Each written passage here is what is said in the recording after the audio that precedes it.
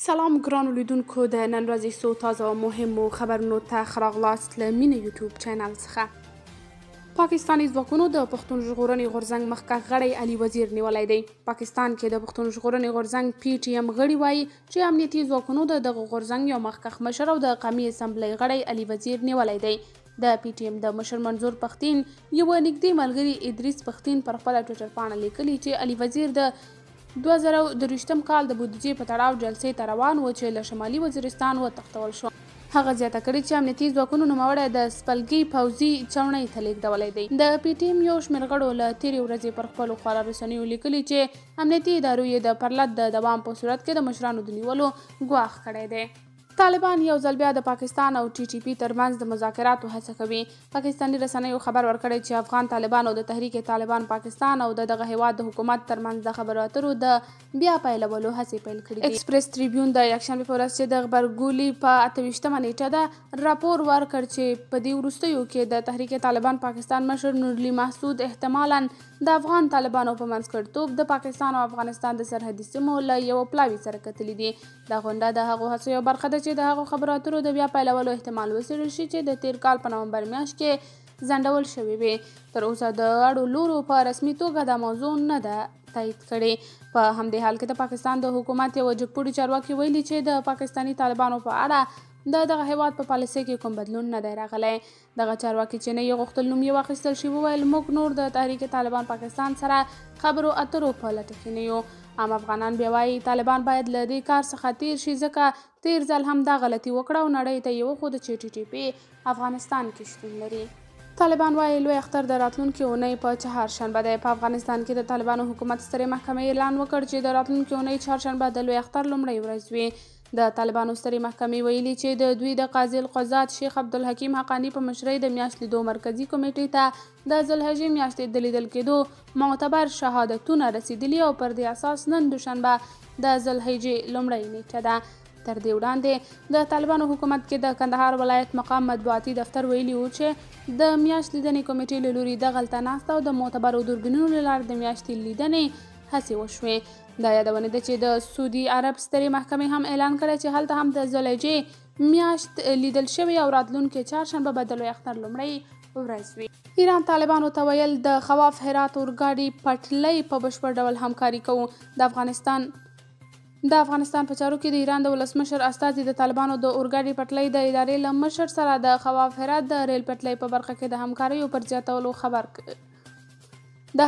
په زیاتولو خبرې کړې دي. د دوشنبې په ورځ د غبرګولي په 29مه د ایران سفارت په یو ټویټ کې لیکلي چې کاظم قومي د طالبانو د اورګاډي پټلۍ د ادارې له مشر بختالرحمن شرافت سره د کتنې پر مهال له افغانستان سره د اورګاډي پټلۍ د همکاریو د زیاتولو لپاره چمتووالی ښودلی دی. قومي همداراز ویلي هیواد یې چمتو دی د خواف هرات د اورګاډي پټلۍ په بشپړولو کې له افغانستان سره همکاري وکړي. دغه سفارت زیاته کړه د خواف هرات اورګاډي پټلۍ د بشپړولو په ګډون د اورګاډي د همکاریو د زیاتوالي د تعلیمي تخنیکي او تجهیزاتو همکارۍ په اړه د نظرونو تبادله وشوه. دا یادولو وړ ده چې په 1480 کال کې د خواف هرات د اورګاډي پټلۍ د جوړولو له طرحې وروسته د دې پروژې عملي کار د ولسمشر غني لخوا په 1499 کې پیل شو. د پنجشیروالي وایي هیڅ امنیتي پیښه نشته، ډیر ځوانان مو په پوځ کې جذب شوي. د طالبانو د ریاست الوزرا سیاسي مرستیال او کفیل مولوي عبدالکبیر د پنجشیر لپاره د خپل رژیم له والي حافظ محمد آغا حکیم سره لیدلي دي.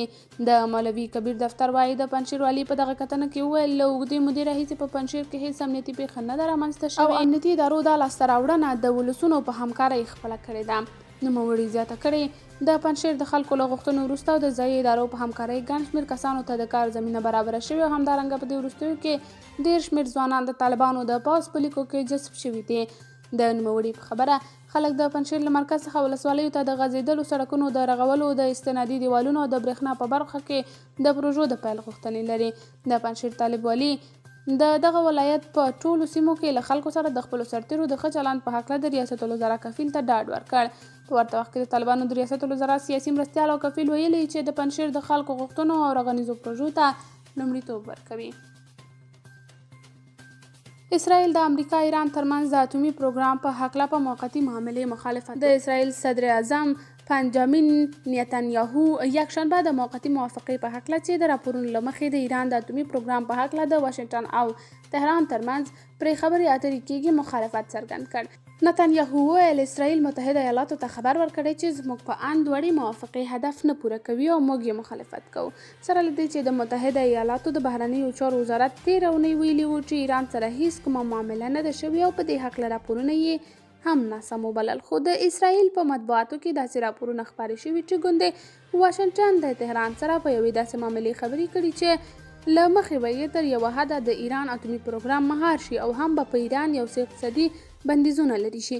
په مطبوعاتو کې دا خپاره شوي راپورونه په خپلواکه توګه تایید شوي نه دي او متحده ایالاتو په عامه توګه دا راپورونه رد کړي دي. د امریکا او چین بهرنیو چارو وزیرانو خبرې دواړو لوریو رڼې او رغنده وبللې. د امریکا او د چین د بهرنیو چارو وزیرانو پرون یکشنبې د چین په پلازمینه پیکینګ کې خبرې ترسره کړې چې دواړو لوریو هغه رڼې او رغنده خبرې یادې کړې دي. د امریکا د بهرنیو چارو وزیر انټوني بلینکن پرون یکشنبې په پیکینګ کې له خپل چینایي ساري کین کانګ سره خبرې ترسره کړې چې 15 ساعته یې دوام وکړ. دواړو لورو دغه خبرې رغنده او څرګندې یادې کړې. بلینکن له خبرو وروسته په یو بیان کې وویل اړتیا ده چې د غلط فهمۍ او غلطې محاسبې خطر کم شي. هغه ویل چې کینګانګ دا روښانه کړي چې تایوان د چین او متحده ایالاتونو په اړیکو کې تر ټولو مهمه مسله ده. دا چین ته په 5 کلونو کې د امریکا د بهرنیو چارو د یوه وزیر لومړنی سفر دی.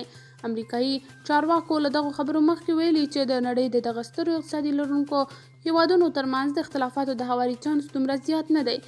دواړه هیوادونه له تایوان نه نیولې د سوداګرۍ او د پیکینګ د بشري حقونو تر سابقې پورې پر یو لړ موضوعاتو اختلافات لري.